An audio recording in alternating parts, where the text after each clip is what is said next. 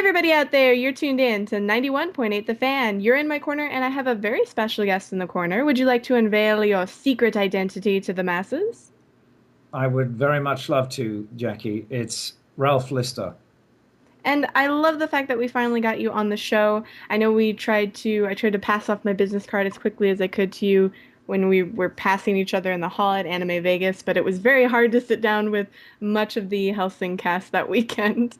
Yeah, I don't blame you. But I'm happy that we finally, got something together and we have you on the show. The fans have been requesting you. So I do believe your fandom is a little bit bigger than you might predict it is. Oh, I can't believe that, really. Everyone's very kind if they like any of my work. Thank you.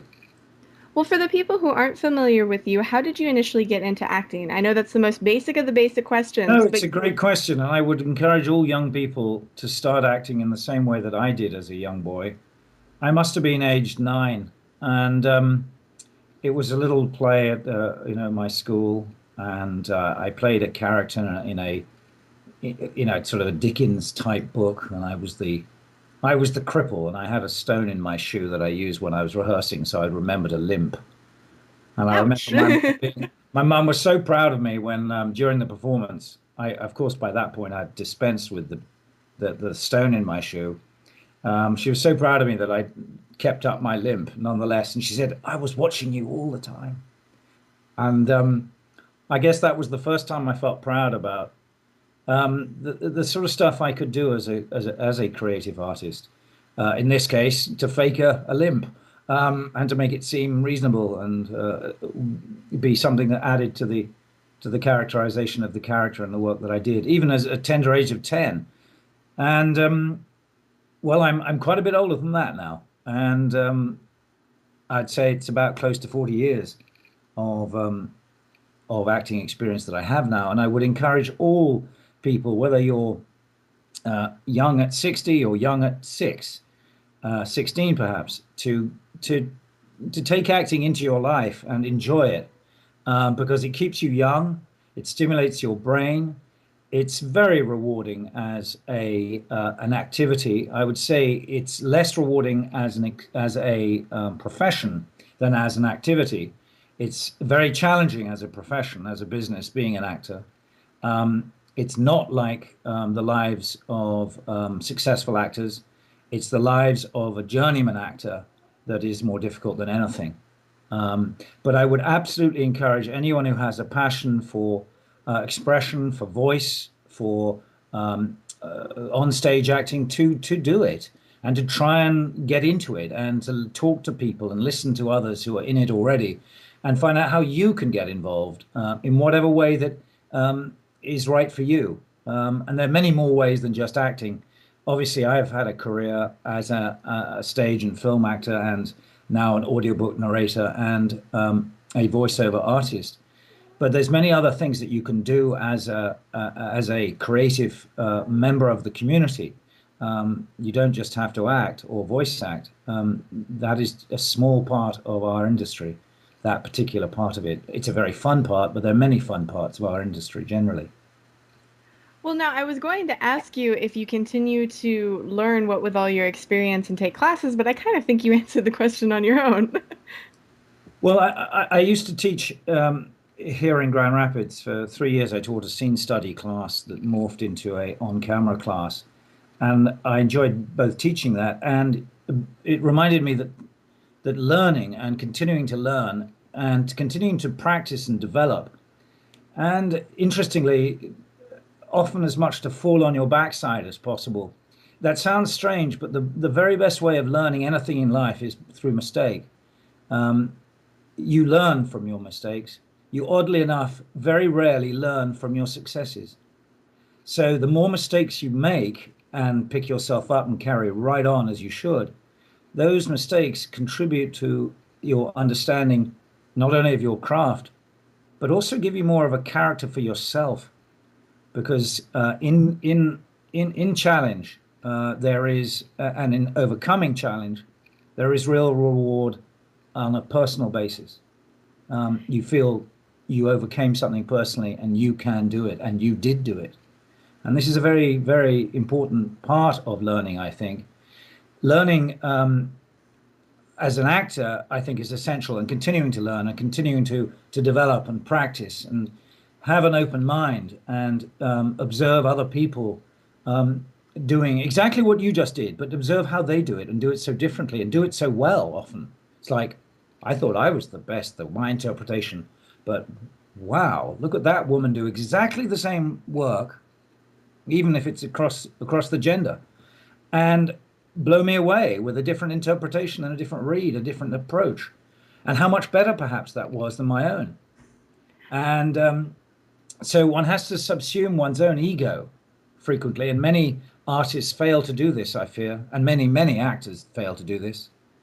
Um, but really, if the intention is to be a great artist, and I hope it is, the intention is not to be famous. The intention is not to be wealthy, though that is a very nice side bonus. The intention is to be a great artist. Then surely it behooves you as an artist to to relinquish your ego, to listen to better people, to adopt better ideas, watching people do better things. This is a way that one can improve and learn, and you need to do that, frankly, until you drop dead. I can agree with that. And also, it's why I really love group classes, especially for acting, because you always get to hear somebody else's take on Yeah, what you all might be learning. I agree, very much so. Again, watch what other people do. It always amazes me what other people do that I hadn't thought of. And I'm relatively experienced. Um, I am always delighted by seeing people come up with something uh, bold, unusual, surprising is the best because um, it's so watchable. You want to be surprised. It's like, what's that actor going to do next? You're watching him or her, of course, and they're magnetic because they're perhaps you don't know what they're going to do next. They're kind of dangerous in that way. What I mean, not danger as in violence or anything like that, but they're exciting, they're dynamic because they're not predictable. And the predictable actors are entirely boring. And I'm afraid to say they're splattered all over the televisions of the world, largely in the US, I'm afraid. Well, I think a lot of that also has to do with the fact that, when you see trends in the media, you're constantly, seeing the same thing. Once advertisers realize something is doing well, it just continues and continues. Yes, yes, it does. And we had there was the not vampire, the zombie fashion that spawned just so many different series. It was like there was too much zombiness everywhere. Well, that fad has thankfully gone out of style a bit, but A little. It's still it's quite it's easy to very prevalent. find. Still prevalent. I know.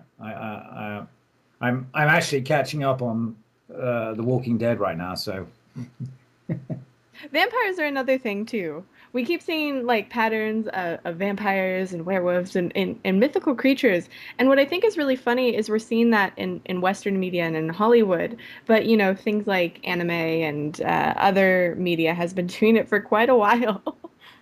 well, as folks may know, my one of my biggest voice successes has been as a vampire, essentially. Well, it is is Walter a vampire? I guess he is, or at least was. We don't see Walter guzzling on blood too much, but forgive me for sounding idiotic, but is Walter the character I play a vampire?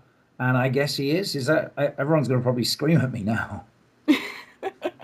I don't think being a vampire is a bad thing, but as I said, I feel like media, for example, like how Sing, since you brought it up, has been exploring mythology and creatures like this a bit more in the majority than the US has. And it feels like in the past few years, the US has really swallowed up zombies and vampires and werewolves and all that fun stuff.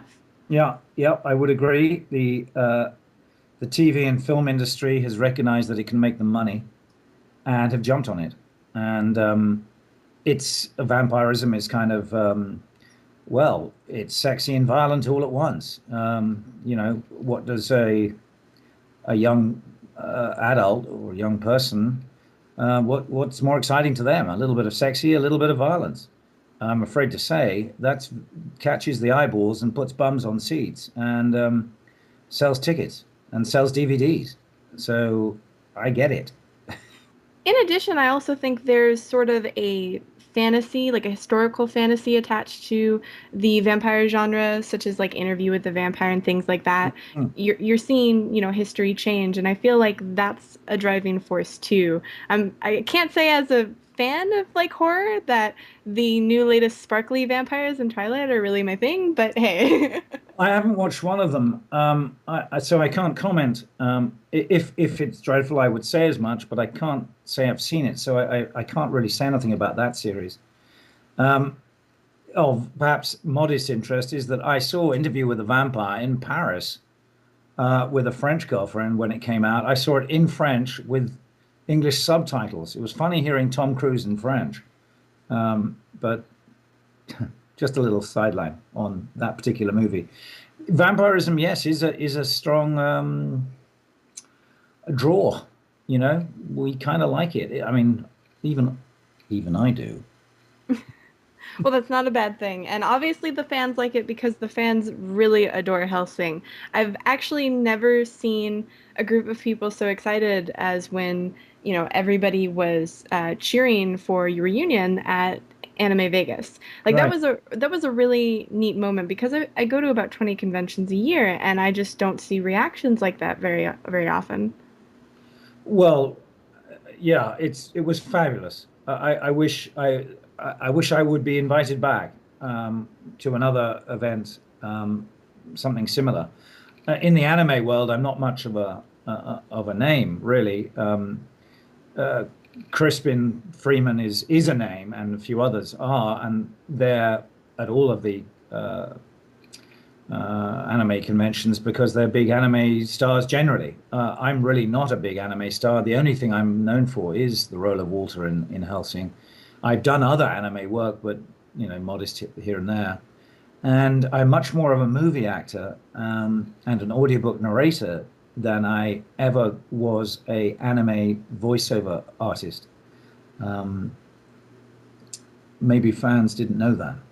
Um, Well, to be fair, I feel like Taliesin Jaffe actually, finds the person perfect for the role. I feel like the people in the casting and director chair for that series, Jonathan Klein and Taliesin Jaffe, just mm, mm. they have this unique ability to be able to do that. Both gifted men, in their skill sets, and it's great. Uh, Taliesin is a wonderful voice actor and wonderful director. Um, Skills that are different, and he's damn good at it. And essentially, he directed me in all of the Hellsing work I've done, both the TV episodes and the DVD. And well, I trust him completely. Jonathan's business is New Generation Pictures, and they've been the wonderful distributors for what we created. And I hope they carry on doing it. I can't say I know what plans there are for Helsing. I'm available, and the producer knows that, as and when and if it comes up again. I happen now to be not living in Los Angeles any longer, which keeps me away from a lot of the voice over opportunities there. I now live in Michigan, and aside from the films that pass through Michigan, thanks to the tax incentives that are now back in place, having once been knocked back by the governor, they're now reinstalled. We're getting films come through, and I audition for most of those and book probably something in half of them, well, something like this. But they are small roles. They are not the, shall we say, the the leading roles that I'm used to playing on stage, or the leading roles that I tend to play in independent movies. These are all, you know, assisting roles, small little, two, three liners, sometimes longer, but not often. Um, and it's a little disappointing in some ways for this actor at least. I'm not used to saying a line and that's my entire involvement in a film. But the exposure is good. Well, the plus side of not being in LA is the traffic's probably better, and a lot of people have home studios nowadays. Well, that's yes, they do. I have a home studio here at my own home where I record all my audiobooks. I'm actually now I've recorded in excess of about 100 books now. Um, I've directed a number of others, but largely I'm the audiobook narrator. And if people don't know what audiobooks are, well, they are books that are read out loud. I do all the narration, I do all the characters, men, women, boys, girls, and of all shapes and sizes, attitudes and beliefs. And uh, it's very challenging work.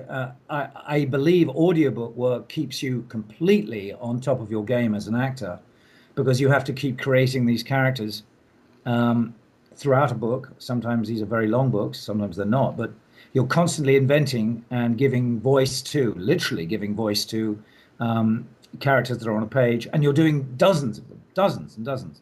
In one series that I was in, we had 200 voice files for all of the characters that were occurring. These were not just the one-off lines, someone saying, "Here, come here," whatever, some one-liner.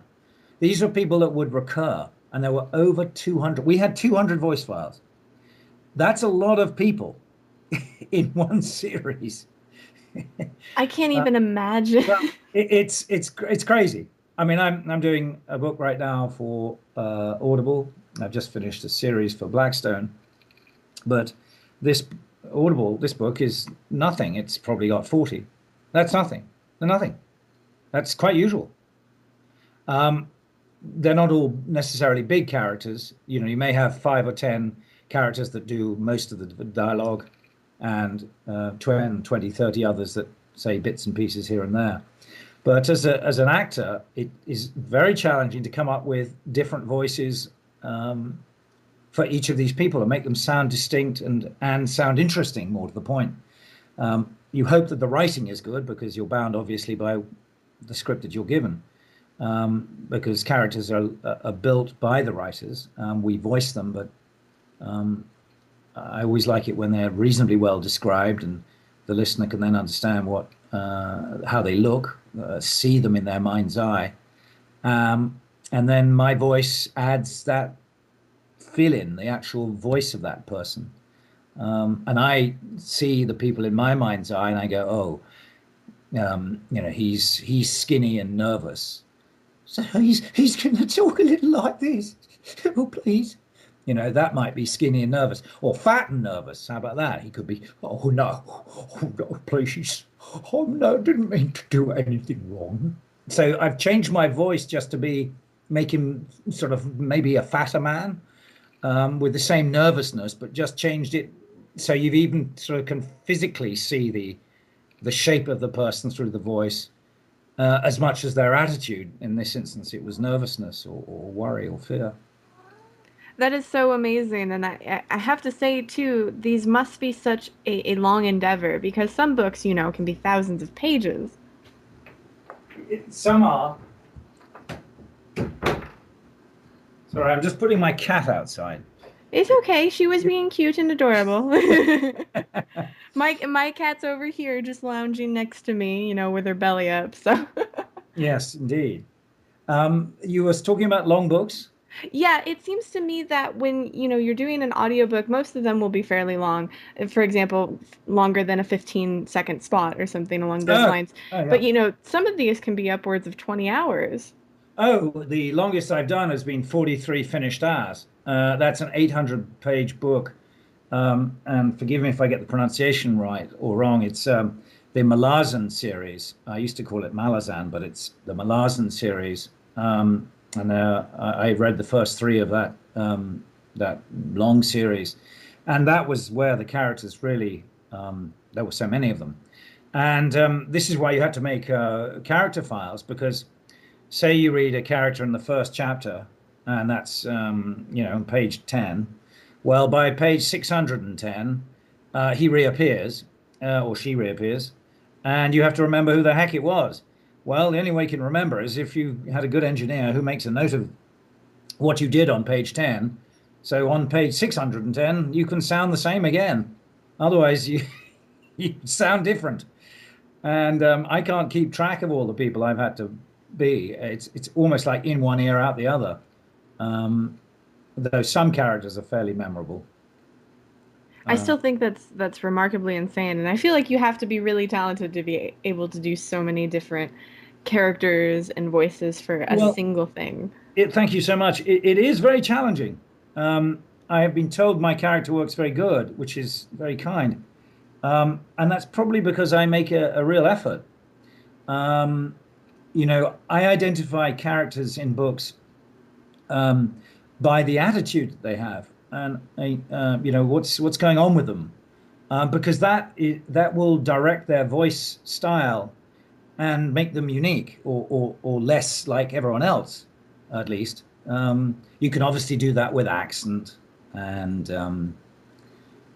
you can age your voice or make it younger. You can make it softer. That's how we do women and girls. That is us men, at least. Women narrators, I suppose, drop their voices a little to suggest a man. No one is expecting them to sound like men. We all know it is a woman that's narrating the book. In my case, we all know it's a man. In fact, an English man narrating the book. So when I switch into sounding like a German or an Italian or reading as a Texan or something like this, well, I do the best voice I know or can. And that's also true of the feminine characters I play, the female characters I play, women and girls. I just soften my voice a little bit. But even when you soften your voice a little bit, you can add attitude because there might be a dozen women in that book, or there might be a chapter where three women are all talking together in the same book. Yeah, sorry, in the same chapter, even on the same page. So you have to then decide what voice, female voice, each is going to have, and you do that because I can't change my voice so well when I'm doing it as a woman, but I can adjust and adopt an attitude, um, and so well, I can be all stuck up, can't I? Someone like that. That also suggests a bit of age, or you can be very innocent sounding or young sounding. What I have to go now, but I only arrived here just a minute ago, and I've come to see Mr. Trilby. On you go, and so you're giving an idea of age. You're certainly giving an idea of how that person feels. You're giving an idea possibly of how they look because you go, oh, I know someone who used to sound like that. I remember that person. Yeah, yeah, that reminds me of whoever. So you perhaps associate that voice with that face that you once knew. So you're actually giving people an opportunity, listeners an opportunity to put real physicality to nothing more than a sound. The voice that is coming out of your speaker or in your earphone. Um, and this is it's quite it's quite a challenge, especially if you've got a lot of similar people talking together. I'm reading a book for Audible at the moment, which is about a robbery in England, a very famous robbery that happened in the 60s, where a mail train was robbed of its of the money that was on it. It was a big, big, big, big thing back in the late 60s, and all of the thieves, to a man, every one of them is from London. So they all talk like this, don't they? So you got 20 men that all talk like this, don't they? Except you've got to somehow make them sound different. Well, you do that with the usual, you give them attitude of some sort. One is more maybe meaner, or one is maybe a little dumber. Oh, I don't know about that. Or you make their voices rounder or bigger or squeakier or whatever you can.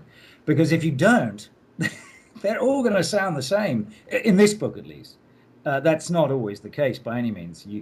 Some books, there's little dialogue and there's only, say, 15 characters, and only, say, 5 or 6 or 7 speak regularly, and they're very distinguishable by age or background or upbringing or education or one comes from Spain and one comes from America and one comes from Wales and whatever. And so it's easy to separate them out audibly. Um, but sometimes it certainly can be a challenge. Well, it's interesting, referencing our earlier conversation when we were talking about learning from, somebody else and what an actor was doing. I feel like for people who are learning, just listening to an audiobook of that size would be a valuable learning experience. Well, yes, I suppose it is. It's passive though because you're listening rather than trying yourself. I'm a real believer in giving it a go yourself. But yes, steal from the best. Steal from anyone.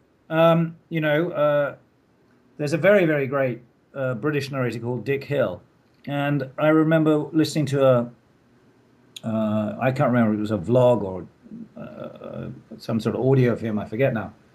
But he was talking to me how he was in his one of his local pubs, and I think it was the one of the was it the Red Queen or the Black Queen from the Alice books, the Alice in Wonderland books. And he was in his pub, and a lady sat down on the counter, sort of down from him, and she had this certain voice, and he listened to her, and that became his queen. He just imitated her. So we learn from everyone. We learn not just from the best actors, but we learn from real people. And remember, all we are as actors, all we're trying to be ever is real people, not not fake weird people, real people like you, your family, your friends, your the people you've known. These are real people, and the objective of an actor surely must be to create nothing but reality and something that feels in every way real. So if I can make someone feel like it's, oh yeah, I know that kind of guy. Oh yeah, that's just, oh my God, that's my friend. My friend Joanna's husband sounds just like that. Oh yeah, he's a real God. It's a real pain in the butt. And when you, that's exactly how he sounds. And so you buy into it. You completely like, yeah, yeah, yeah. And you're hooked. You're not doubting. You're there. You're in the story. You're swimming in the creative world that is being presented to you. And you're not going, oh, that doesn't sound realistic. Don't like that. No, no. And you're taken out of it. You're taken out of the experience. You know, when you see bad acting, if you're in a theater, well, you see everyone looking around at each the whoever's sitting next to them. Their attention wanders. They're looking at the good-looking guy or girl just three rows down because what's happening there is more interesting than what's happening on stage because the people on stage are being fake, being false, perhaps. And as soon as you see through that, you lose your attention. But when conversely, when you are being real and exciting and dynamic, it's it's magnetic. You won't. You'll keep your eyes on that person. You'll be listening for everything, and that happens. We've all done it when we pulled up on the driveway in a car, and there's an amazing thing going on the radio. We just sit in the on the driveway and keep listening to the radio because it's great. Those moments happen with audiobooks all the time.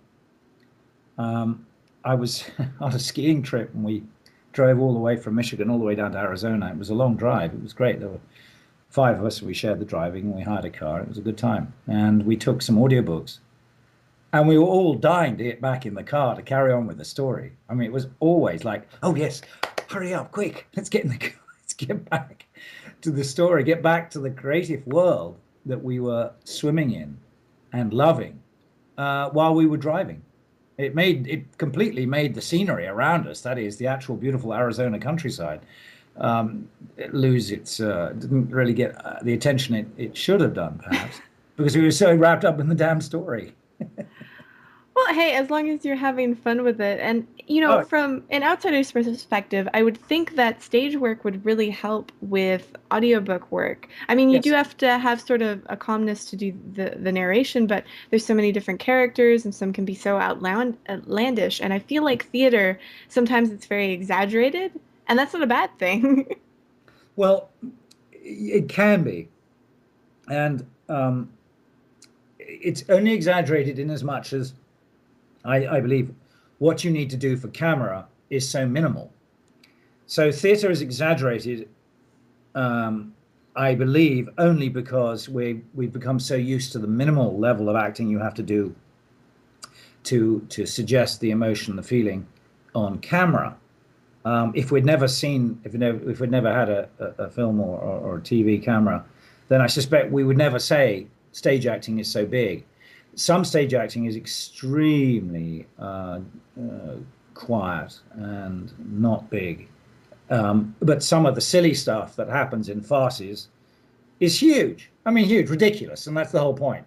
You know, that's the whole point. That's the gag in some way. It's silly and big and hilarious and throwaway, and that's great and that's fine. It's entertainment, and that's wonderful. That's a good thing.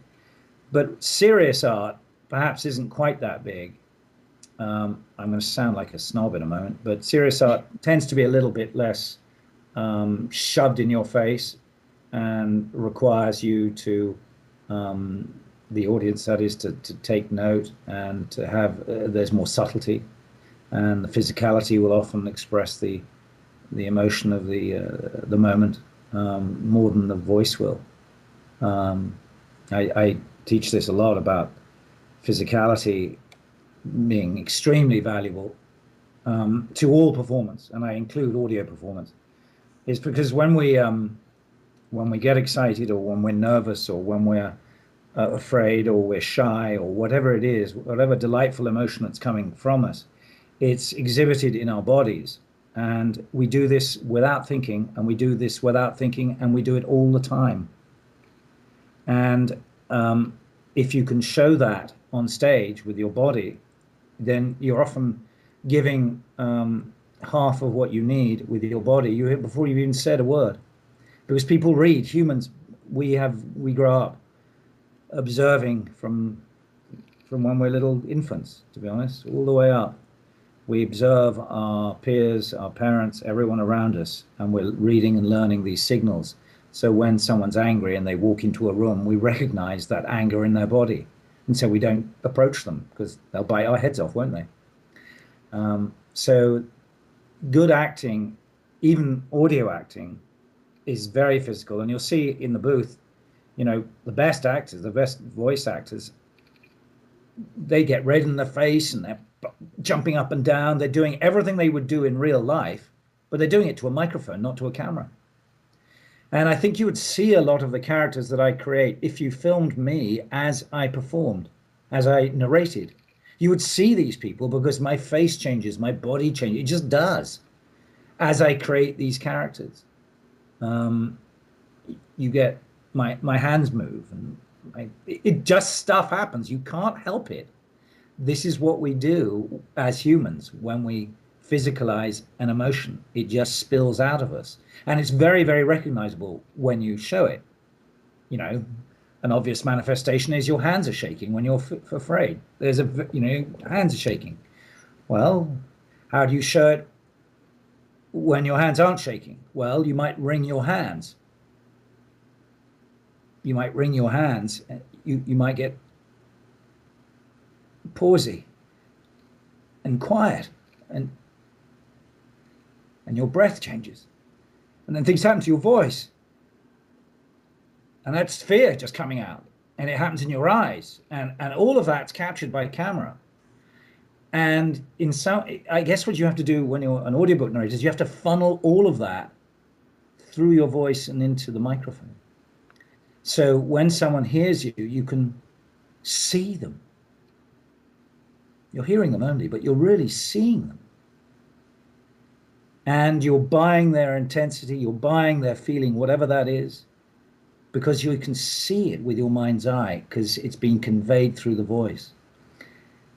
Yes, stage acting is vital for that, because I don't think if you're a decent stage actor, you can't really do any acting on camera, TV, audiobook. I think, and the audiobook industry typically loves stage actors for that very reason. And they're right to, I believe, because the best actors, stage actors, I think, deliver the best reads and the best character work because they experienced it and make it authentic and real. Well, I love how you mentioned movement because it reminds me of when I'm training new staff for the radio because I very much talk with my hands. I've been known to slap my mic a few times.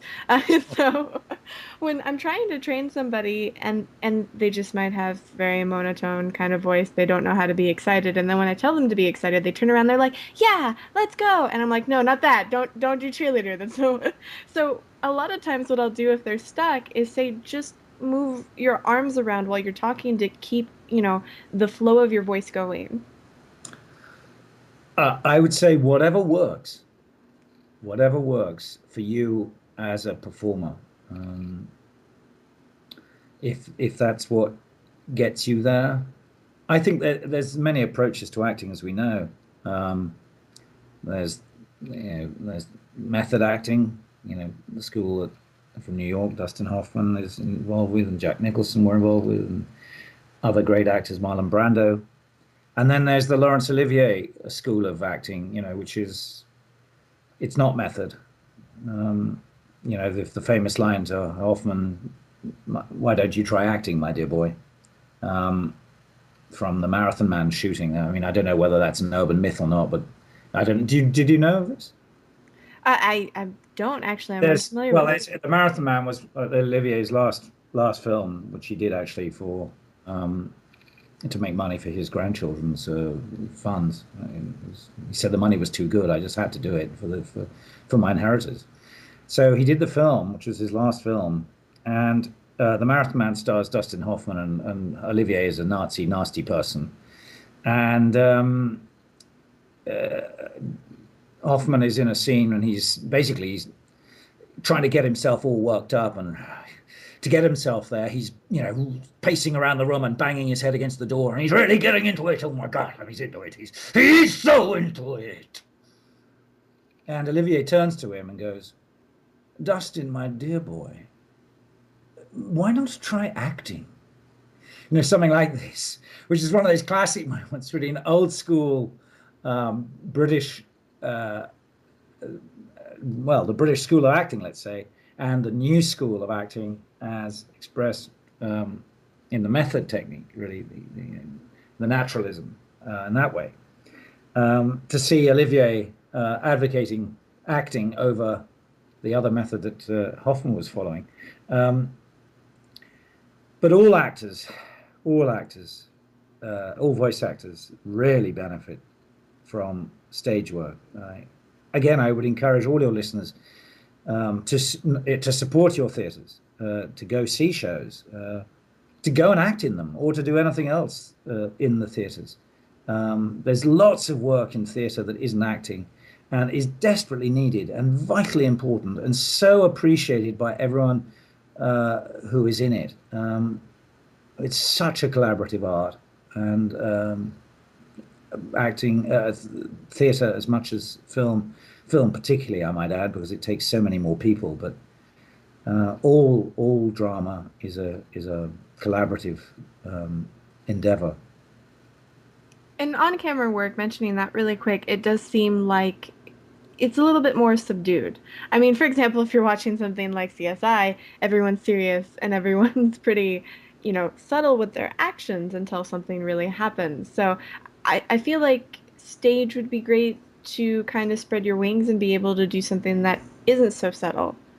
Well, that's true too, but you can have that subtlety on stage. More to the point, Jackie, the TV and film is shot in chunks, little chunks, half pages here, half pages there. Not always like that, but frequently. It's very rare that you'll have a whole scene of 3 or 4 or 5 pages play out in its entirety, which we'd like to see, which allows the emotions to really flow and be presented. But the work, the camera is a very it's your best boyfriend, it's your best girlfriend. It loves everything you do, and it catches everything you do, and it catches everything with much less effort because it's so much closer. So to convey genuinely and realistically a feeling or an emotion from stage to the 55th row, You have to be somewhat bigger than the suggestiveness that uh, all I have to do for filming, for camera work. All I have to do is think the emotion, think it, and it reflects out of my eyes and in my face enough to be real. If I gave that same emotion the sort of beef, the energy that I would give it on stage, it would be too much for camera. And this is what you mean by being too big. In many ways, it's not being too big. It's just being too big for camera. Because if you did that same too big for camera action on stage, you would never think it was too big. You would think it was perfect. So it's only too big for the lens, which is getting right in your face. You know, you can count the nose hairs on a person. Some of these, and especially if you're being projected in a theater. You know, you're 40 feet wide by 20 feet high, and that's all your face. Well, no wonder the slightest feeling passing through your eyes is noticeable. And that's why I only have to think the emotion. In fact, if I do more than think it, it's too much.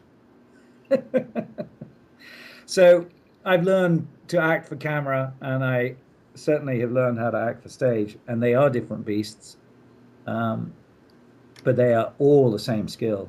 It's really all the same skill. If you don't feel an emotion authentically, it won't transfer to the camera. You know, it's a lie still if it's not real. It's just a lie that the camera has caught.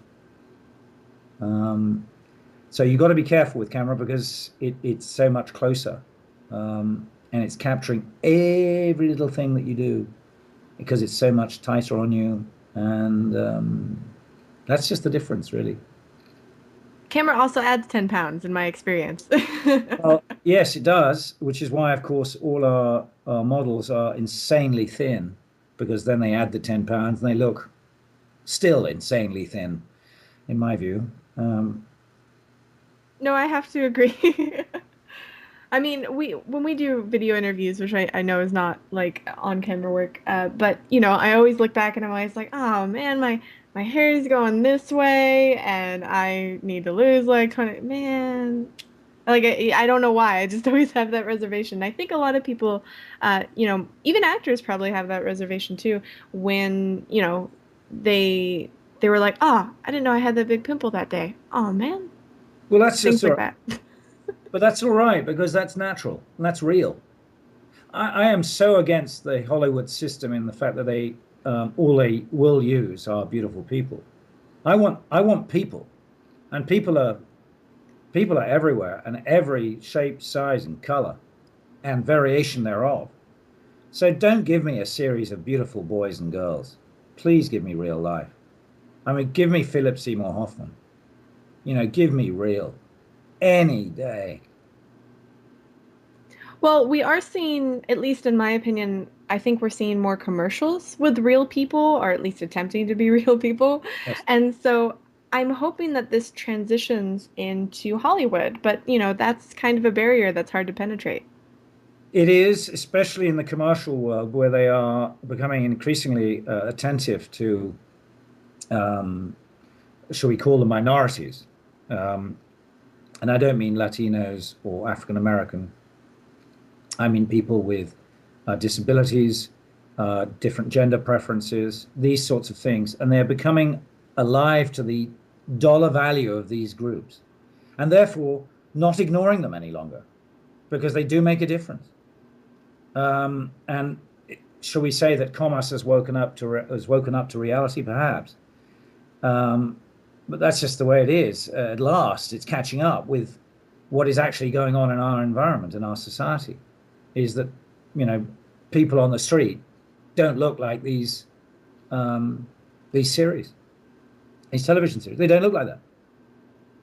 I mean, tell me when you have seen so many good-looking people all assembled in the same room. Now, we have real efforts out there to change that, and that's great. And for instance, a show like The Office, that's more real, normal looking people.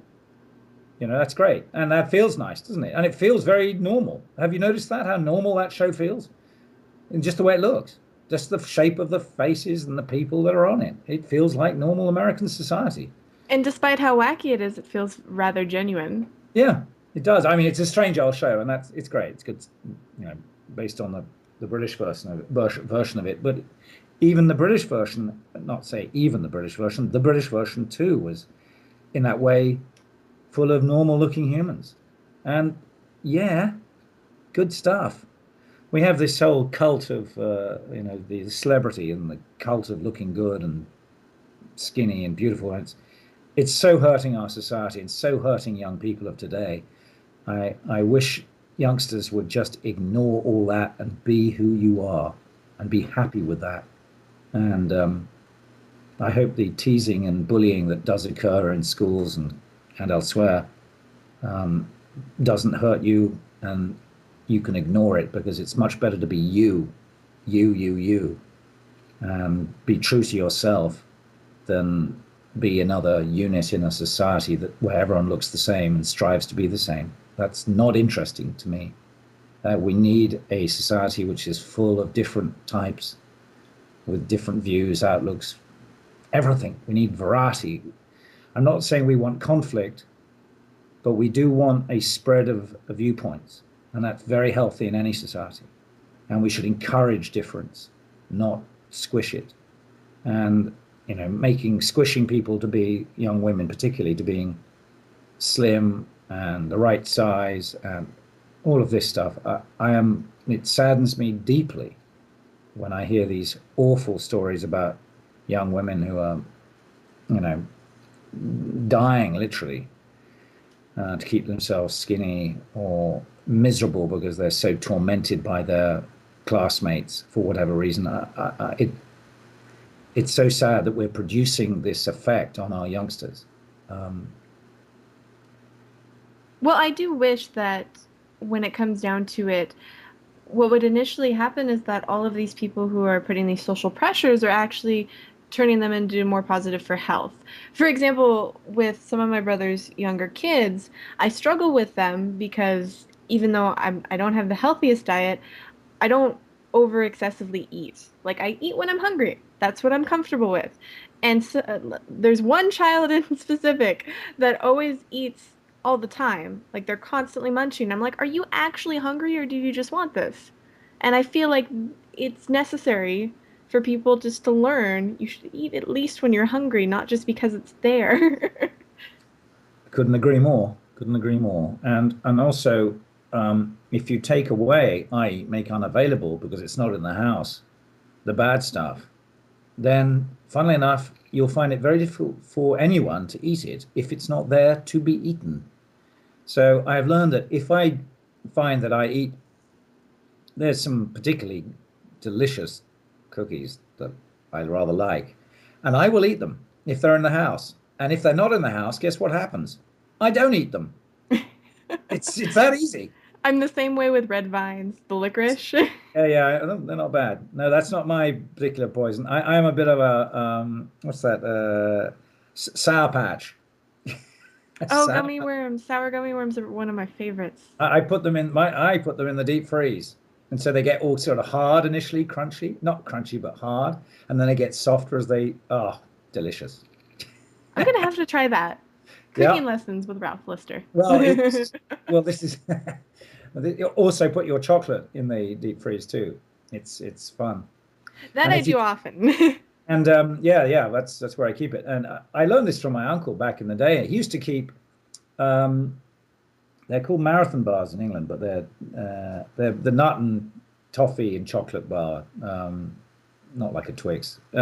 Anyway, he used to take it out of the deep freeze and cut it open, rock hard, and eat it in slices like it was a little cake. Strange, but anyway, that's chocolate in the fridge. Keep it there. Keep it there. Keep it there. And on 91.8, the fan. Well, for the listeners out there, you talked about a few of the audiobooks you're working on, but are there any other projects that you're working on or that recently came out that you want them to know about? Yes, I would. There's one in particular that I'm in, which I think has got a real opportunity. It's an independent film I was in um, called Burst Theory. A burst theory. It's I have an interesting role in it I am bearded in that. It's the only picture I've been in where I'm actually bearded. Um, and it's actually looking for. It's in the last 2 days of. It's already filmed. The whole thing is completely filmed. I actually saw it in a screening about 3 weeks ago, and it's raising funds now just to get into festivals and so forth, and a little bit more than that to make distribution packets to get real distribution. So if people want to Google burst theory, Burst theory, um, and there, I think it's either an Indiegogo or a another of the um, crowdfunding sources. They could use any amount of money that you'd care to throw at them, even if it was just $10. And these are for not really finishing funds because the film has been finished. It's to get it out there. It's really marketing money. That's really what it is. Getting it into things. But that's a film I was very happy with. I was obviously in Oz, the Great and Powerful, very briefly at the beginning. I played the wheelchair girl's father. I have a droopy mustache and I'm with my best Kansas accent. And I was in a film with Bruce Willis and 50 Cent called Setup, which is, I have a very fun scene in that. It's available on DVD. Setup is a heist movie with Ryan Phillippe and Bruce Willis and 50 Cent. And I have a very fun scene in that where I'm chopping up a dead body. You don't see, of course, any of it, but it's the relish with which I do the activity of chopping up the body in this meat processing factory. This is how they dispose of one of the bodies. I'm in the first 30 minutes of the movie and I'm in and out, but it's a very fun one. That's called Setup, Setup.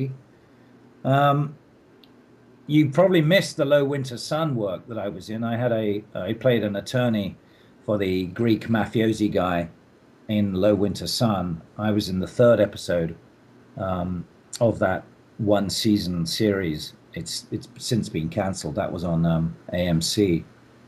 Um, but there's a lot more information about. Well, you can Google me, of course, but ralphlistervoice.com has a lot of my audiobook stuff. I need to update it, but a lot of it's there. And of course, ralphlister.com, and I'm cutting a new demo. At present, I've got an editor working on it. I'm assembling my materials. Again, so what? It's just a demo, but it might be of some interest. And that's what I'm doing for now. I'm waiting really for the spring to come in, and then the Michigan film industry takes off from about April, May through until October, when we really have to call it a day because it gets too wet and cold. And we'll be seeing independent movies getting shot in Michigan and also studio pictures getting shot in Michigan as well. And I'll be auditioning probably for most of those and see what I get and take it from there. Well, now I know you made a moat. That is my new word for note. A note before we started about the fact that you were thinking about creating a Facebook fan page so you could update fans and touch base with them, correct? Yes, I really should do that because at the moment, like anyone else, I have a Facebook page under my name, and my nephews and nieces are on it, and people I grew up with in England, and personal friends in California, and people in other places in the world. And all my fans, the few fans that I have gone there friend requesting me, which is very, very nice, and I'm flattered. But I think it may be time now for me to set up a Ralph Lister actor page or something, because Facebook should it not be for your friends, your real friends? And I'm guilty, as many people are, of having friends on my Facebook friends list that are people I've never actually met. And I suspect we all have some or a few or indeed many of these. Um, and there are many of the people that friend request me are people who I just don't know. So their friend requests just sit in the friend request area because are they my friends? But if they're fans, I don't know if they're fans either.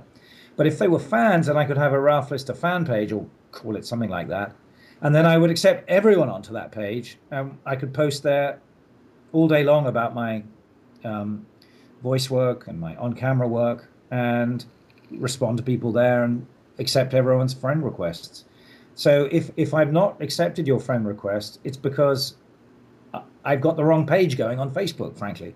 And I really should get a fan page of, a professional actor page going for me there that people can like and I can friend readily there. That's what I'd like to do.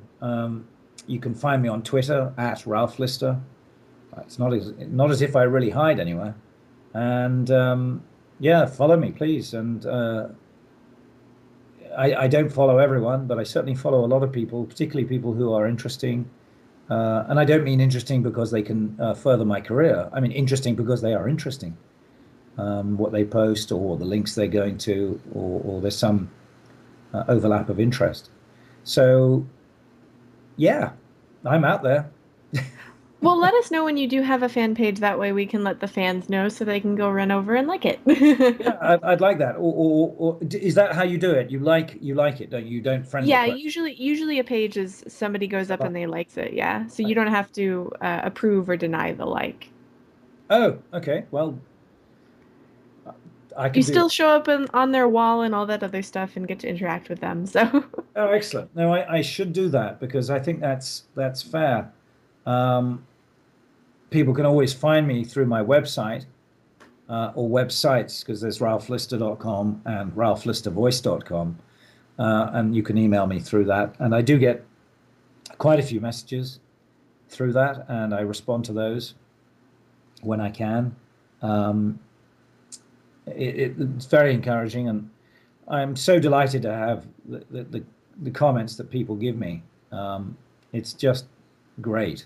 Um, I'm always thrilled to have a fan say something about some performance I did at some time in some project.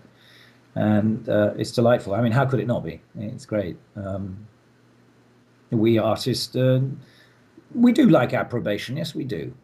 We'd like being told, "You did good there, sir." Okay, right on. Thank you. I thought I was okay, and you say so as well. That's nice. well, since we're nearing the end of this interview, I was wondering if you'd be willing to participate in a 91.8 The Fan tradition.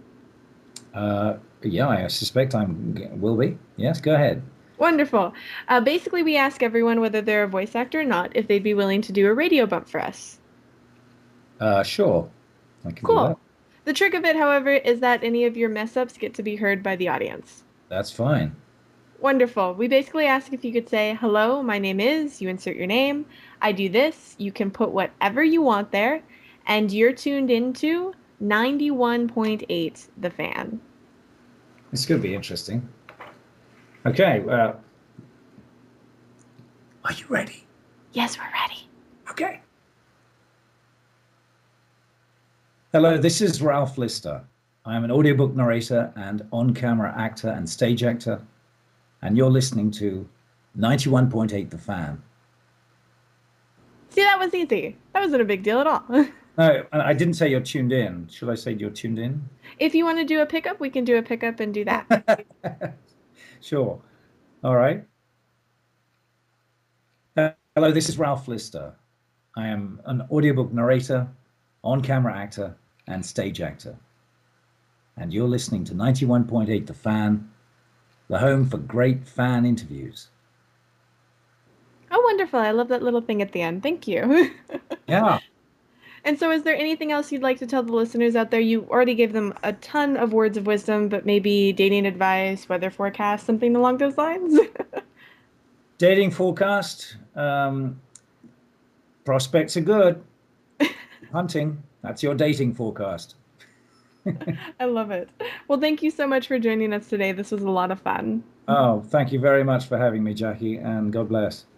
And for anybody out there that missed any of this interview, shame on you, but don't fret, it'll be up on the website within the next few days, so keep it tuned to 91.8 The Fan, everything you want and nothing you don't.